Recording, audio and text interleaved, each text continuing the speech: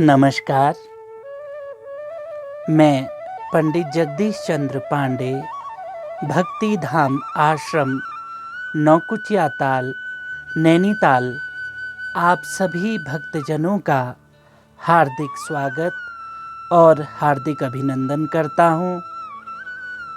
परम श्रद्धेय भक्ति माँ मौनी माई के चरणों में सादर नमन व बाबा नीम करोली महाराज के चरणों में सादर नमन करते हुए हम आज की कथा का शुभारंभ करते हैं। तो भक्तों, कुंभकर्ण वध के पश्चात जब रावण को इसकी सूचना मिलती है तो लंका में शोक छा जाता है और रावण को बड़ा दुख पहुंचता है। तब मेघनाद अपनी माँ के पास जाते हैं और अपनी माँ से कहते हैं कि माँ, अब मुझे युद्ध में जाने की आज्ञा दीजिए और मुझे अपना आशीर्वाद दीजिए कि मैं युद्ध में जीत करके आऊं। फिर माँ मंदोदरी उन्हें आशीर्वाद देती है कि आज के युद्ध में बेटा तुम्हारी विजय हो।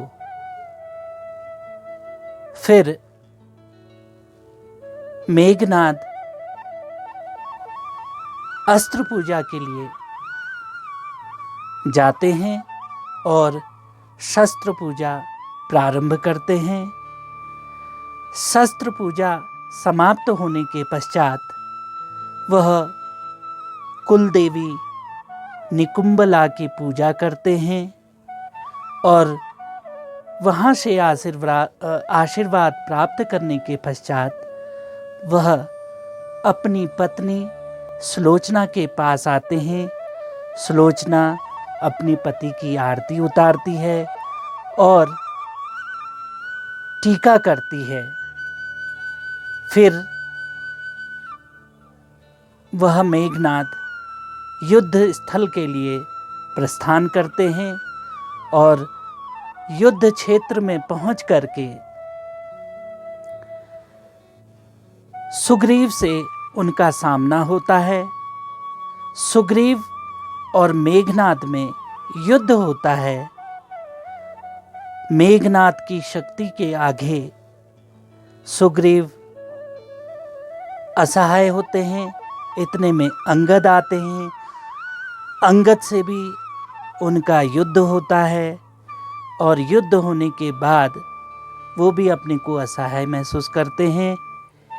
इतने में हनुमान जी एक पहाड़ उठाकर उसके ऊपर फेंकते हैं तो मेघनाद अपने तीर से उस पहाड़ को आगे धकेल देते हैं।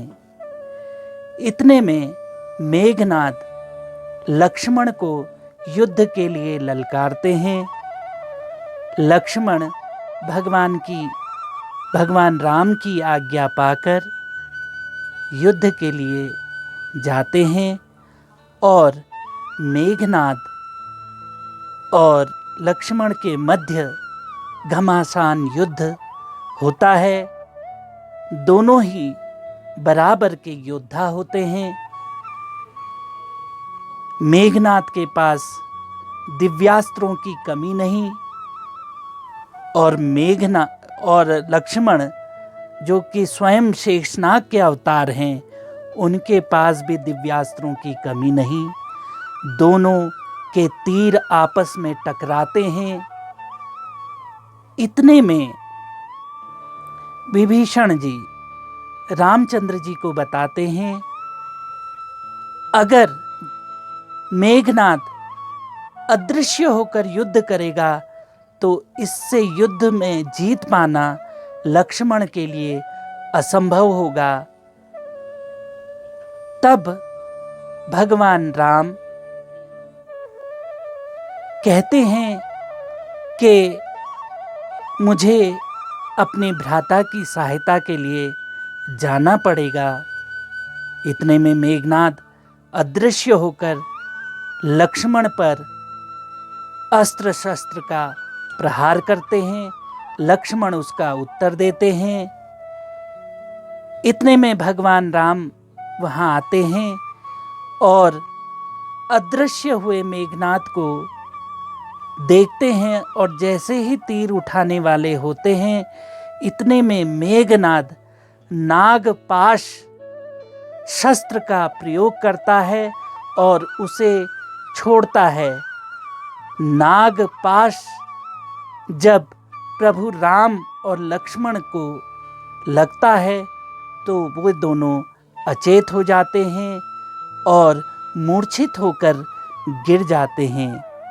इधर मेघनाद की जय जयकार होती है और लंका में खुशी की लहर दौड़ जाती है और सब खुशियां मनाते हैं। मूर्छित अवस्था में हनुमान जी भगवान राम और लक्ष्मण को उठा करके अपने शिविर तक लाते हैं और एक स्थान पे उन दोनों को लेटा देते हैं।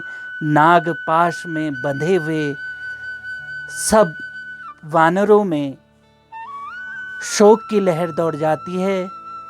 इतने में हनुमान जी किसी को बताए बगैर नारद जी को साथ लेकर गरुड़ भगवान के पास जाते हैं और खगराज गरुड़ से प्रार्थना करते हैं कि कद्रु के पुत्र वह नाग भगवान के जीवन का रस चूस रहे हैं।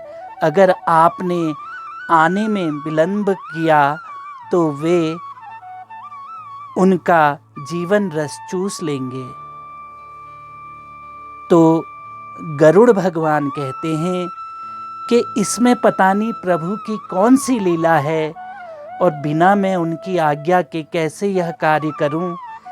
इतने में नारद जी कहते हैं, हे गरुड़ राज, भगवान शंकर के अंशावतार आपसे कह रहे हैं, उनकी बात मान लीजिए। इतने में हनुमान जी गरुड़ जी को साथ लेकर के उस स्थान पर आते हैं जहां प्रभु राम और लक्ष्मण मूर्छित अवस्था में पड़े रहते हैं। गरुड़ भगवान राम को मन ही मन प्रणाम करते हैं और नागपाश को काटते हैं